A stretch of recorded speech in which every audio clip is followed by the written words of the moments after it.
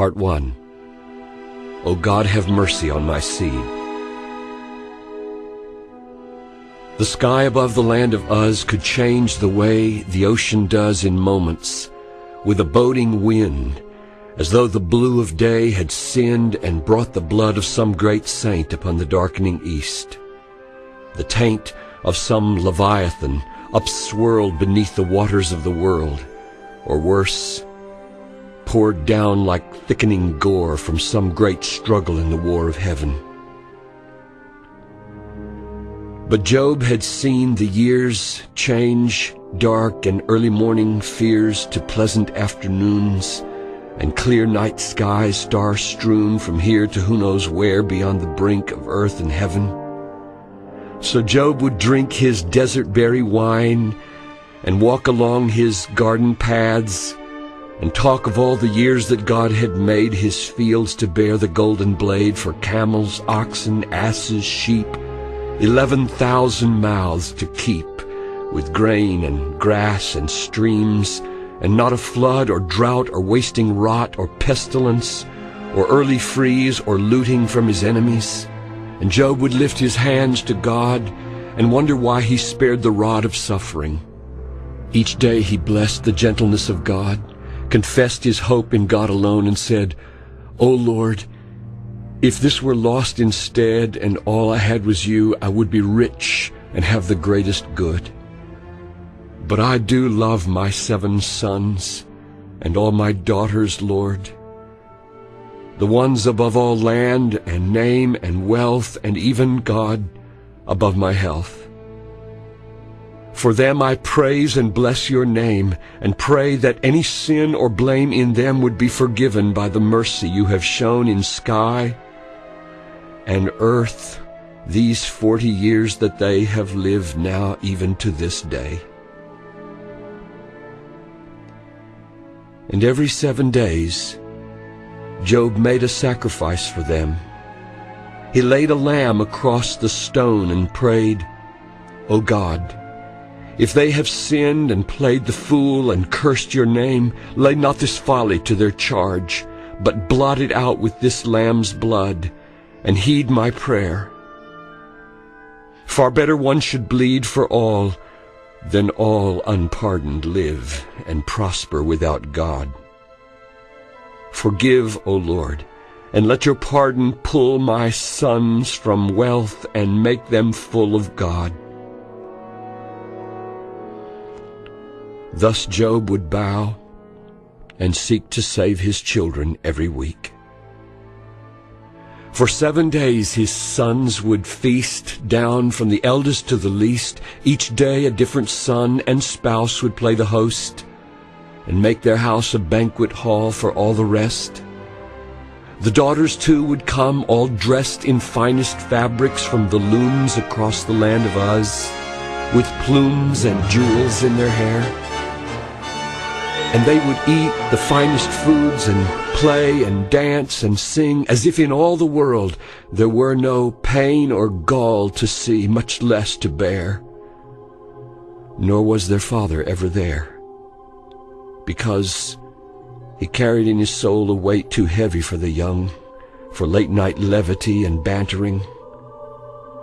They knew about his offering the lambs each week and how he'd pray.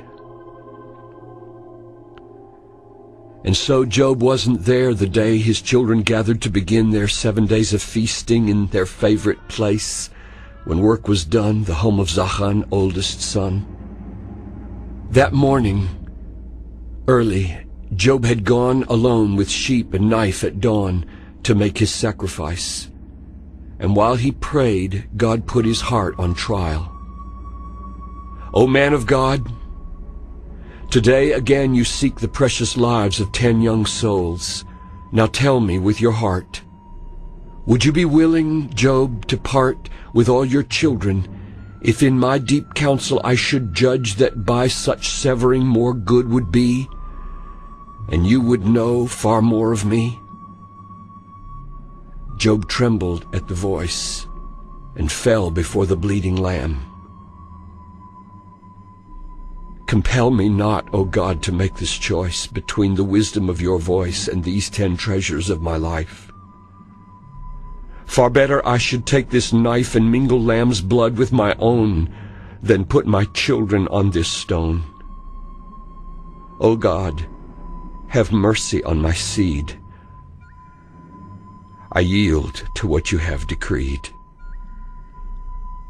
The sky above the land of Uz had changed, the way the ocean does when some leviathan, upswirled beneath the waters of the world, roils deep and turns the regal blue to gray.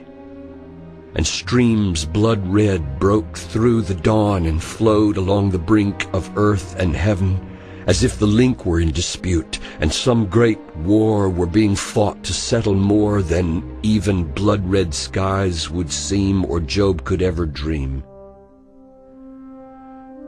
That afternoon, beneath a gray and boding sky, the time of day when families begin to feast, Job sat alone and watched the east grow dark and felt the outskirts of a distant wind that made him love his children more. And then a man with torn and bloody garments ran to Job and fell before his seat. "O Master, only these 2 feet of all your servants still can run. Sabaean struck, and everyone is dead, and all the oxen teams and asses gone. I hear the screams, O Master. This has never been before. My Lord, what is our sin?" And while the question lingered in the air, the silence broke again. Another servant ran and fell before the man. "Job, whether hell or heaven, I am not sure, but God has loosed a flame and awful rod against this house, and all your sheep and wool and lambs and all who keep them safe from wolves are burned to death with fire. And I alone have breath. O Master, why? What have we done?" And while he spoke, another one, a servant from the camel herd, came running with his bloody word.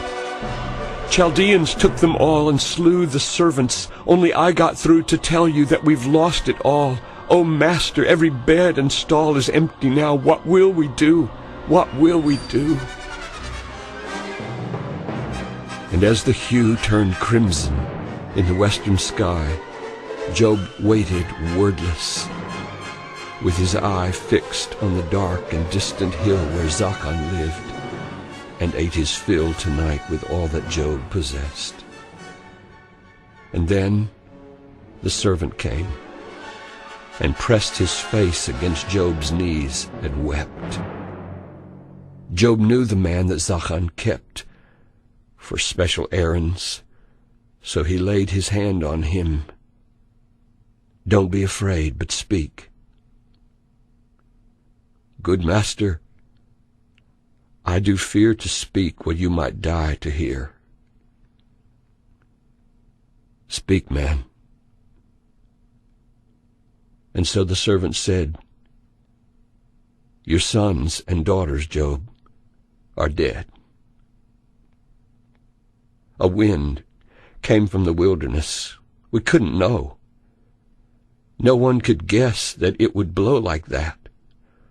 The whole house fell at once, and every soul is dead."